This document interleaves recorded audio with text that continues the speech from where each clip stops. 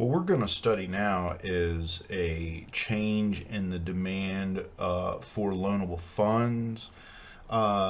And we're specifically dealing with changes that result in the private sector. And you'll see why in a little bit, because in a little bit we're going to have a video on government's influence on the loanable funds market.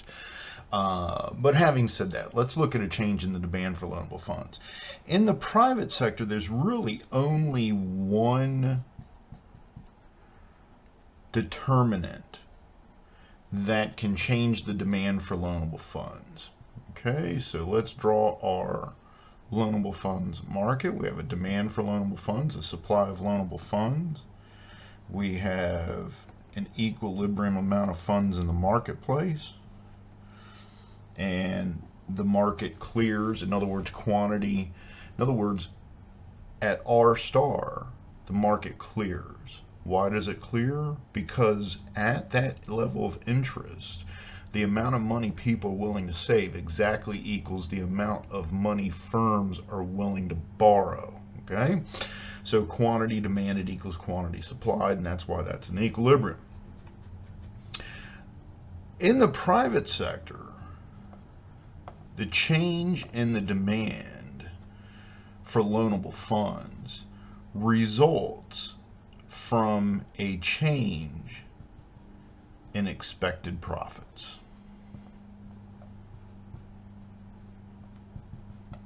Okay, and the direction is the same. In other words, if firms' expected profit levels are if they expect profits to increase, demand for loanable funds will increase as well. It'll shift to the right. If they expect future profits to decrease, demand for loanable funds will shift to the left. Demand will decrease for loanable funds. Why does that make sense? Well, if firms expect profit levels to increase in the future, and they already had it in mind to take on some investment projects such as expanding the firm, building a warehouse, something like that. Well, and they expect profits to be higher in the future, they're going to pull that investment forward today and borrow the money to go ahead and build that warehouse today. That will increase the demand for loanable funds. Okay, so if they expect future profits to rise, okay, the demand for loanable funds will also rise. Okay, now the way all this works is this market was sitting at an equilibrium real interest rate and an equilibrium quantity of loanable funds in the market. Now, if banks kept, and I'm just going to call it banks, but financial institutions, if financial institutions kept the interest rate where it is, well, then the new quantity demanded of loanable funds would be way out here. But the quantity supplied of loanable funds will still be back at the original equilibrium level. In other words, because the interest rate is still at R star, people only want to save this amount of money, but firms want to borrow this amount of money. Then we end up with a shortage of loanable funds to the tune of that amount. Okay? Now, as stated in previous videos, what happens then is banks can take advantage of this. They have a bunch of firms in the bank filling out paperwork to borrow money, but there's not any money to go around. Banks exploit this excess demand for loanable funds and they raise the interest rate. As they raise the interest rate, people are willing to put more money into saving accounts, okay, as they raise the interest rate.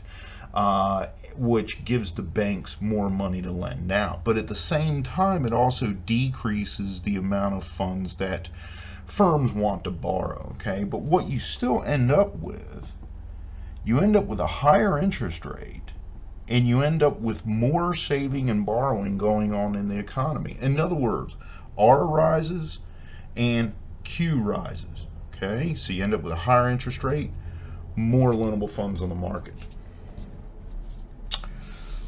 Let's look at the opposite situation.